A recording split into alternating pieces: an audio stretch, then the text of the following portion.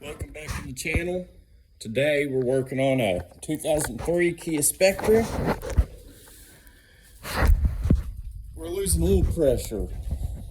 I'm hoping that's what it is. The oil light keeps coming on after you drive it a little while. The car ain't much count, but the motor runs good. So we're going to replace the oil pump, and it is stuck in the front of the motor instead of in the oil pan. So right now I'm in the process of removing all the bolts for the valve cover. We're going to have to take this entire front of the motor off, the timing cover off the front of the engine, and I think I'm going to walk y'all through this process, not only for content, but it's going to help me out whenever I go to put the car back together. May need to know where a certain bolt goes, where a pulley goes or whatever, and I can just look back at the footage and know exactly how it came off, what I need to do to get it going. But bear with me. I'm going to update y'all as I get further in on it, and we'll go from there, because there's a lot of bolts that I had to take out, and it's really hard to do it with one hand. I don't think I have a tripod laying anywhere. All right, figured I'd go ahead and flip the camera around for you. I'll show you the bolts. And it's not just the valve cover bolts that I'm gonna need both hands for. I mean, I really don't need both hands to remove them, but it comes in handy. That way I'm not risking dropping anything. But I'm having to crawl underneath the car and get the oil pan off there. And that'll be coming here shortly. I'll update y'all as I get all the covers off. I'll update you once the valve cover's off. The upper timing cover right here, once it's off and whatnot, I got to remove the motor mount right here, and then all the pulleys down below. So bear with me, and I'll keep y'all updated. All right, guys, I know I'm stopping a lot. I haven't got much done, so bear with me. I wound up finding a tripod, so I'm going to go ahead and put y'all on time lapse. I've already got most of the I got almost all of the screws out. If not, I did get them all out. About to pull the valve cover off, but from here on out, if I'm able to get an angle, we're going to time lapse, and then I'll walk y'all through what I did after it's done. I figured that'd be an easy way to go ahead and do it, and then show y'all how I did it. So let's go from here.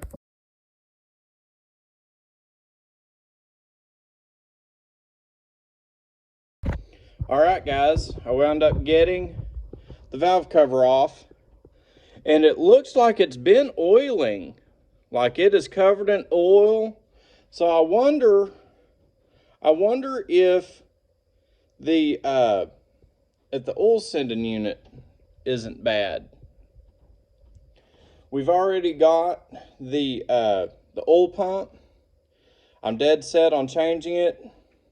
We're going to go ahead and change it, but I'm just being prepared that if it still shows the oil light come on, if the oil light keeps coming on, then that's what it is. We'll just have to wait and see. But in the meantime, we're going to go ahead and finish getting this timing cover off. You can see the timing gears in there. I'm going to inspect the belt, because if that timing cover's off, we're going to go ahead and replace the timing belt too, hopefully. It depends on what the budget is. We'll have to see. But let's go from there, and we'll get back at it. All right, guys, I'm going to go ahead and keep y'all updated pretty frequently. And like I said, I would time lapse if I was able to get an angle. Well, I wasn't able to get an angle on this. So what I did to get this cover off, there are two bolts. They are right here. It's let me see if I can't get it down here. Well, right here, that a bolt goes right here and it's a dipstick bracket bolt right here, and that holds the cover on, and then the other one is this bracket right here. And that bolt goes right there, in that hole right there. But looking at the timing belt, it's probably due for one. I mean, it's got some slack in it. It's not eat up, but you can kind of see where the teeth is wearing through the belt a little bit, in which that's just where it bends and it's tight.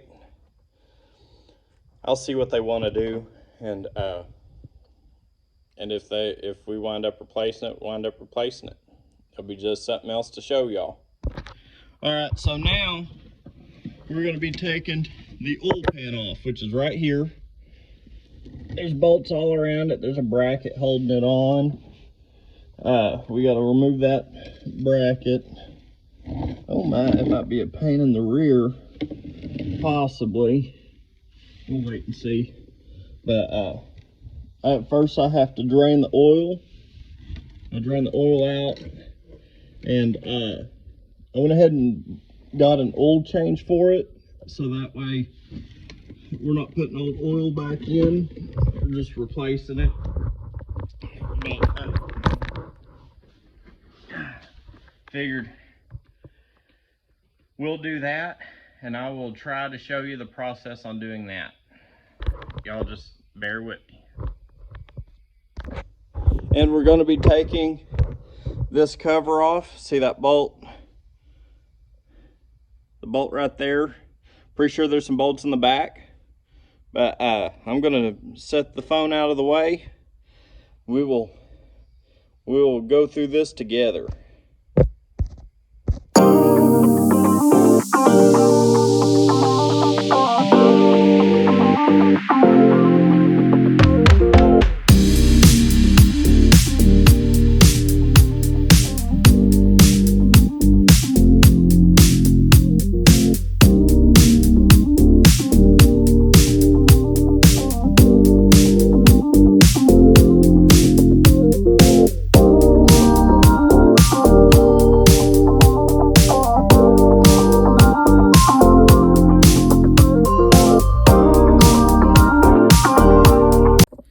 Alright guys, so I hit a roadblock. It's a pain in the butt now. I have to pull the rack pinion off, or unbolt it and push it back just to be able to get to a couple of bolts. I've got to unbolt the exhaust right here to get to some more bolts as well, and be able to get the oil pan from over the sorry, I'm blinding you. From over the exhaust. Never easy. I figured it was going way too good for it to actually go the way I needed it to. But we'll get her done. Gotta stay positive. So let's get her. Alright guys, so we are on our way to the parts store. Gotta get some PB blasters, what I like to use, but we need to get some kind of penetrating oil on the exhaust bolts, and I got to remove the O2 sensor.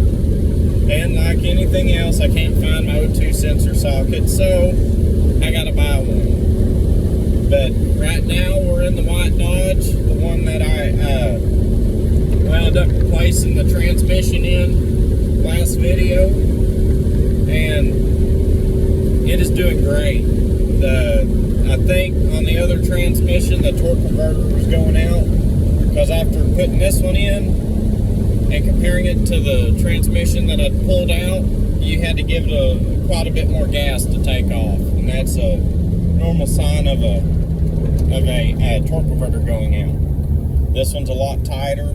It seems like as soon as I hit the gas, it moves, which is awesome. No more overheating issues or anything like that. But we're currently on our way to the parts store. Got to get me a bite to eat, and we'll see what we can get ourselves into whenever we get back.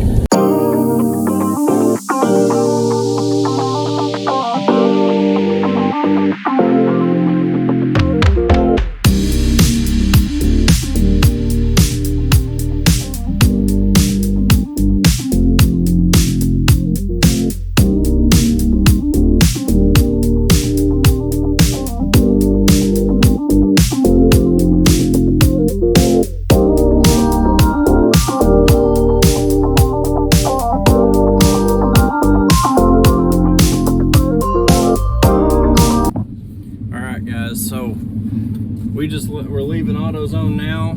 I just grabbed a can of PB Blaster to throw. Got to shoot a little bit on the exhaust bolts and also on that O2 sensor. You got to pull the O2 sensor, drop the exhaust down, and also got a oxygen sensor socket. For y'all that don't know, they sell a socket for O2 sensors that has a little slit going down the socket long way, so that way the wire that's on the sensor is able to, you ain't got to worry about it getting in the way of your socket. It's better to do that than try to fight with it like a crescent and risk rounding the hex head on the O2 sensor off. So just broke down, bought a new one since I can't find mine, and we'll go from there. But anyways, I'm starving, so let's make our way to the restaurant and get us a bite to eat. I don't know where we're going yet, but we're going.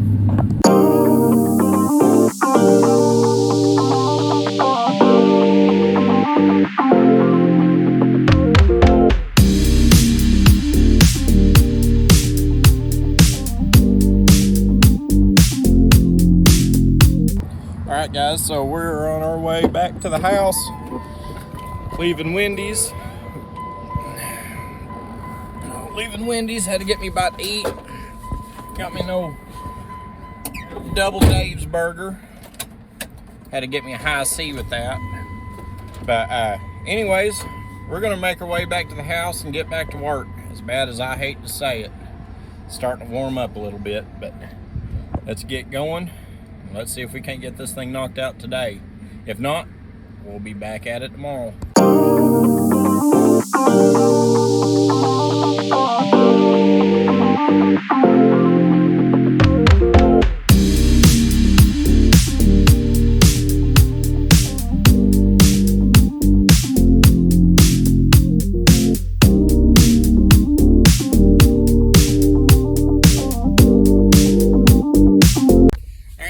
Back here at the shop from doing all of our running in town.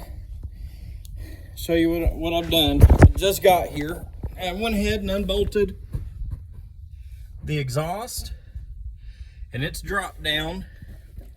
Let me look. Now should be able to get to all the bolts, and the ones that the pipe's in the way, I should be able to scoot it over to the side.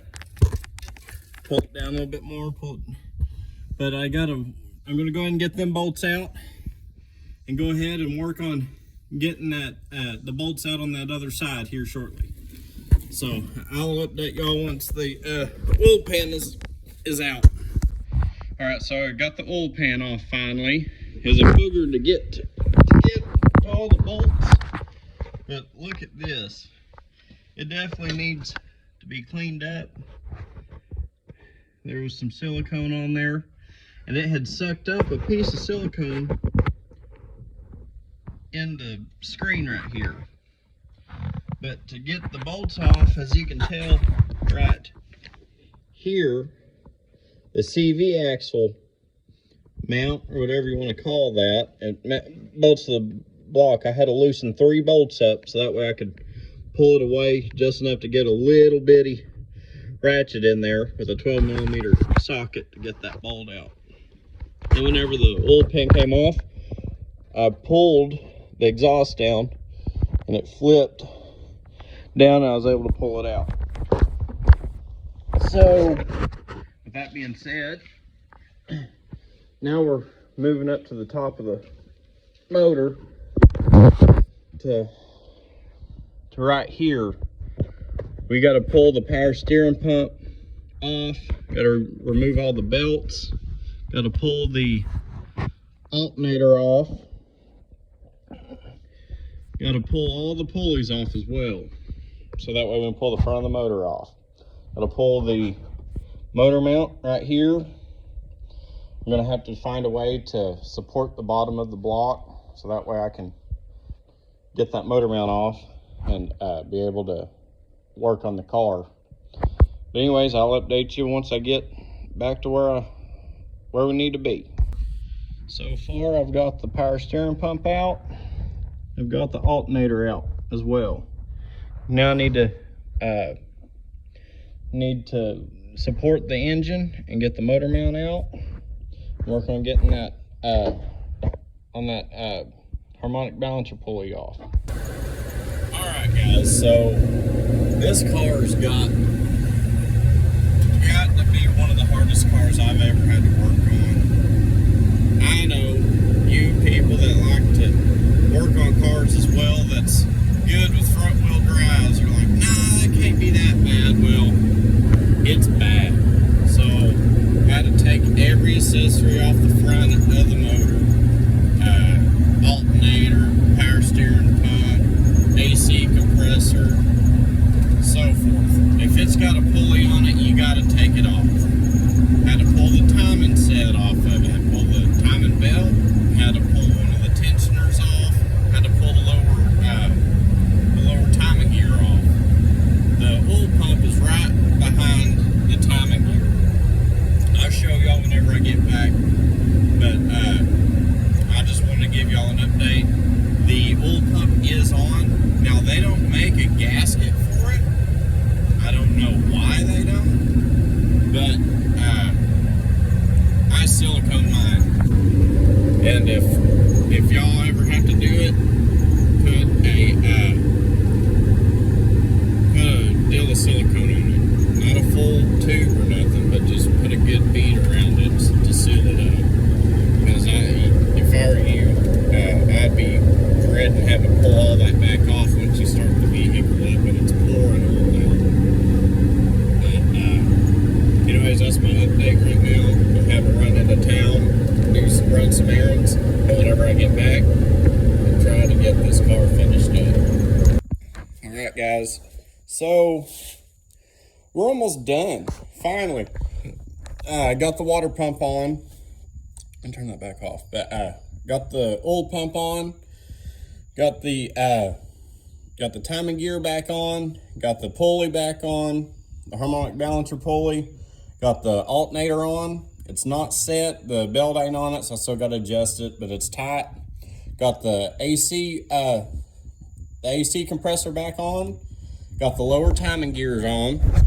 Let me channel that, I'll show you. See the lower timing cover back on, as well as the motor mount bracket right here. So now what we're going to do, we're going to work on getting the water pump pulley, which is right here, back on it. We're not going to be able to tighten the bolts up because it free spins, but once we get the belt back on, then we're going to be able to go ahead and put the to tighten up those bolts.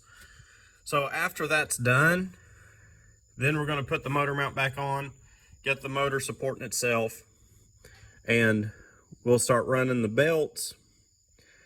But the hard part, in my opinion, from putting it all back together is getting the oil pan back on, because I got to pull the exhaust down, which ain't too bad, but they don't make a gasket for these oil pans.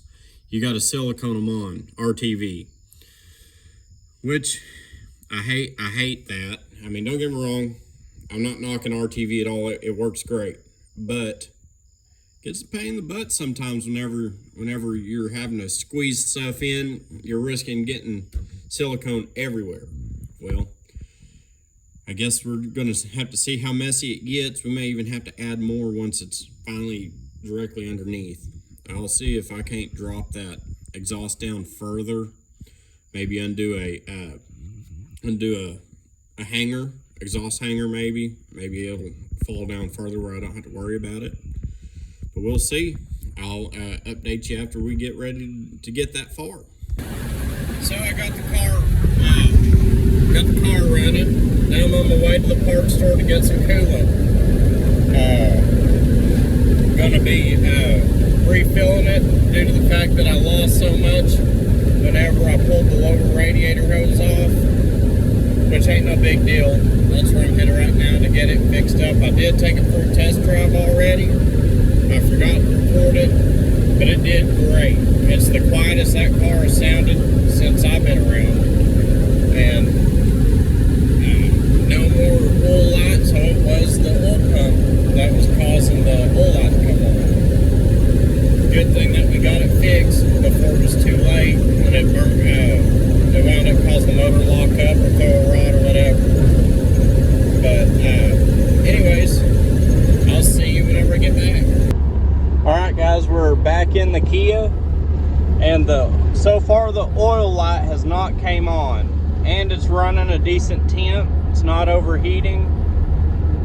Hey, that's 45 miles an hour. This car hadn't ran in probably 2.5, 3 years, and I'm still running off the old gas that's in it, to be honest with you. I know it's bad to do, but heck, so far so good.